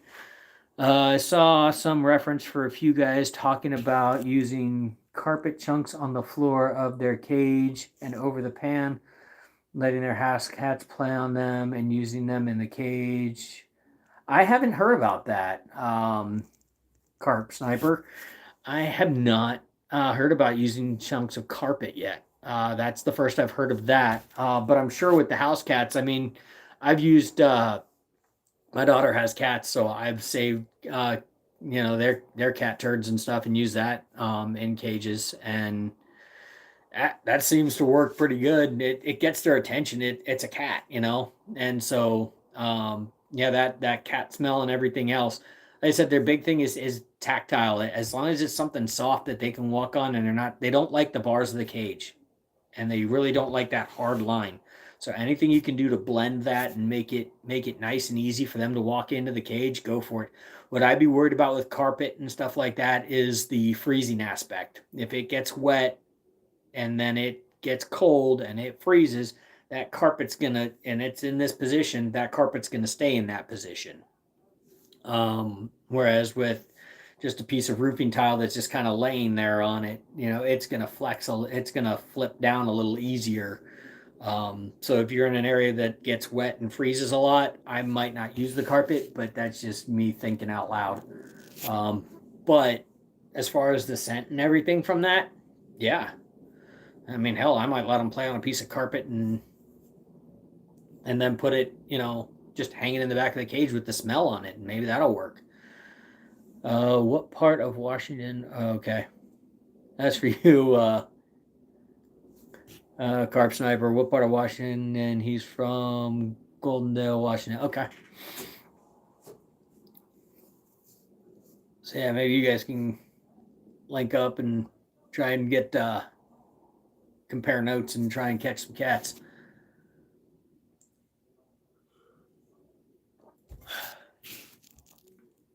But yeah, I haven't tried the carpet thing instead of the roofing tiles. Um, I mean, yeah, we don't get a lot of that cold weather, so it might work. Who knows? I might just have to try that next year.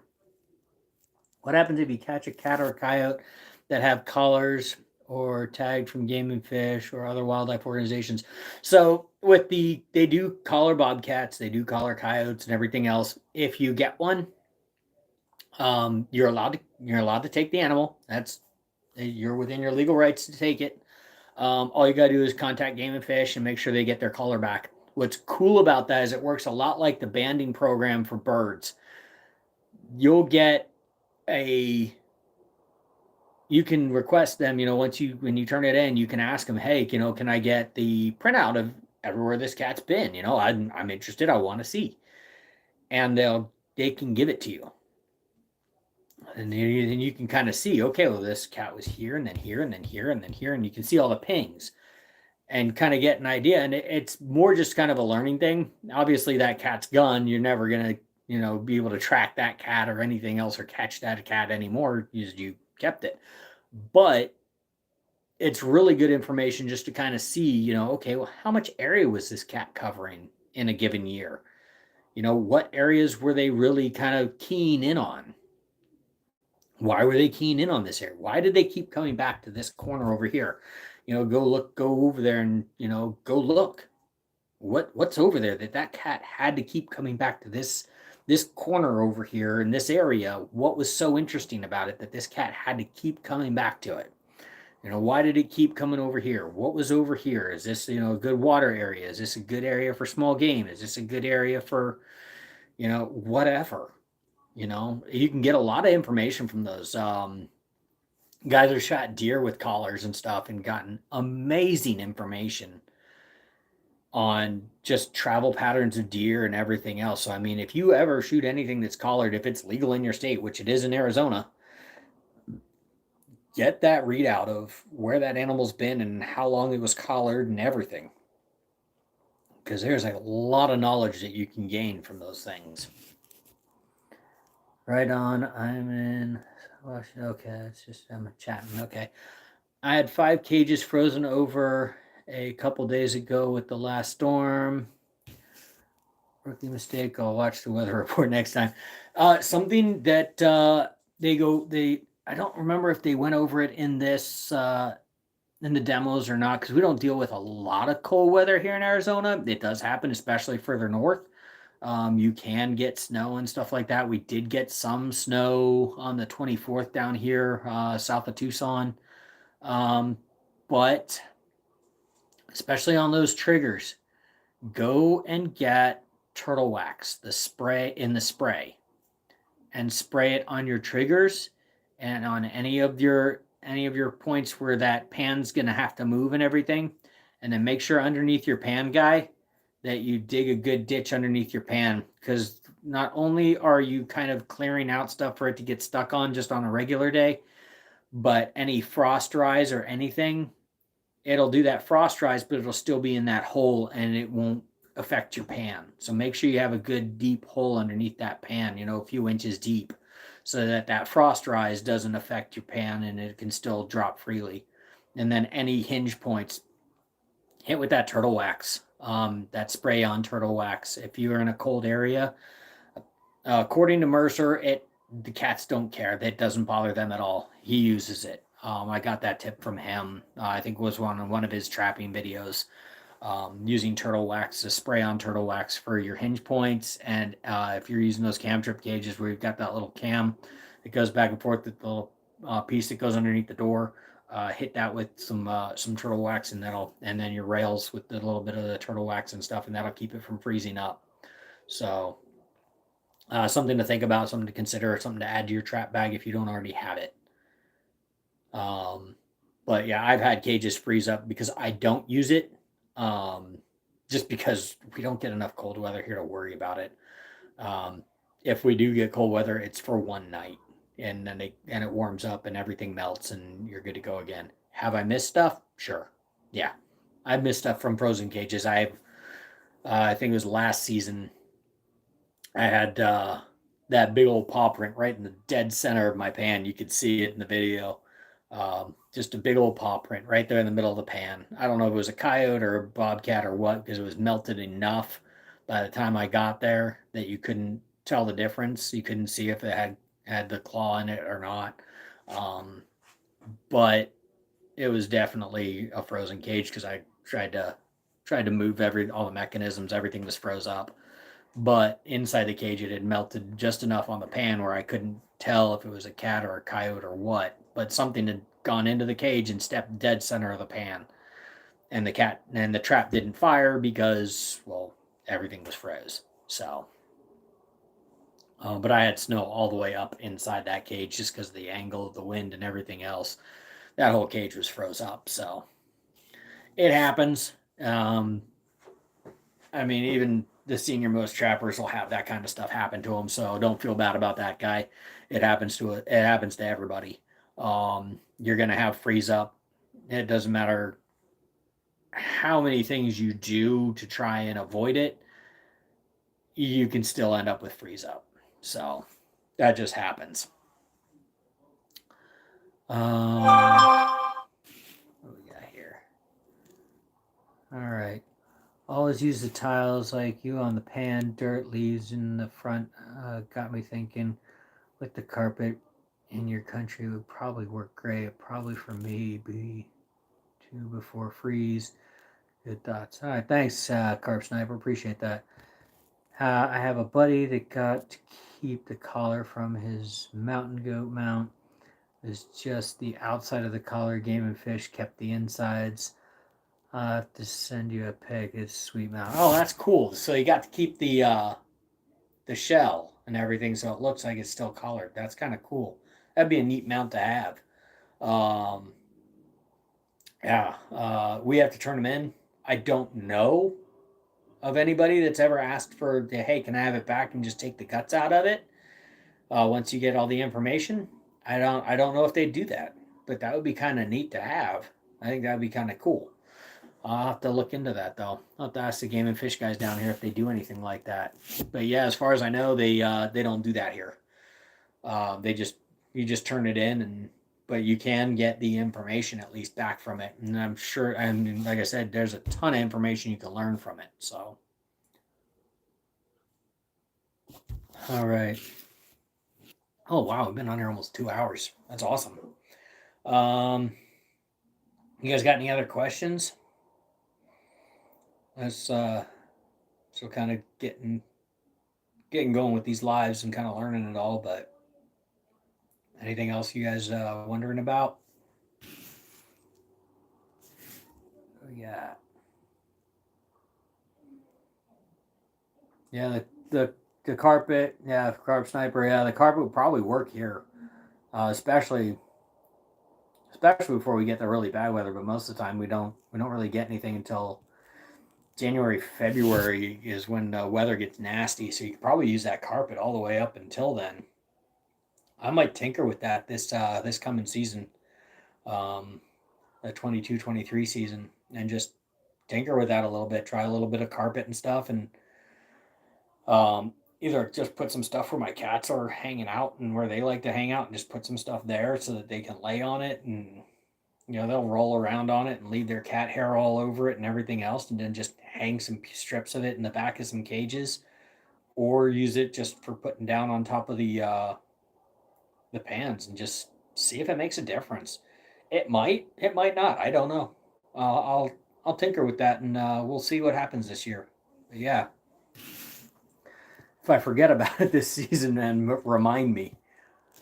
Be like, hey, dude, don't forget about this, and I'll check it out. I'll try and remember. Oh, alrighty. What else we got?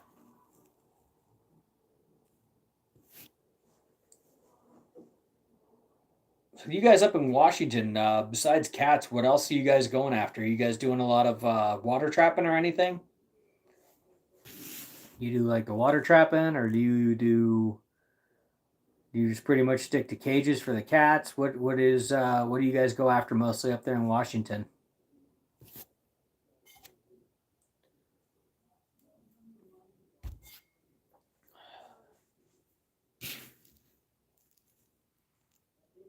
Anyone? Anyone?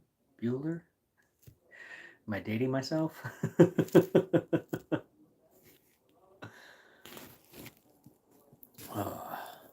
Trying to get a good angle with this phone. Is that pretty decent, guys? Hopefully it's pretty decent.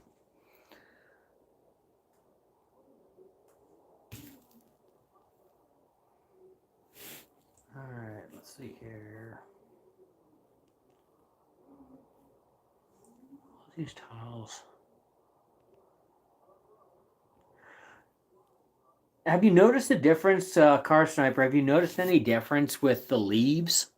Because I try not to put leaves and stuff on the ground, but I don't, I mean, being up in Washington, that kind of leaves and everything on the ground might be a little bit more normal to the cats up there.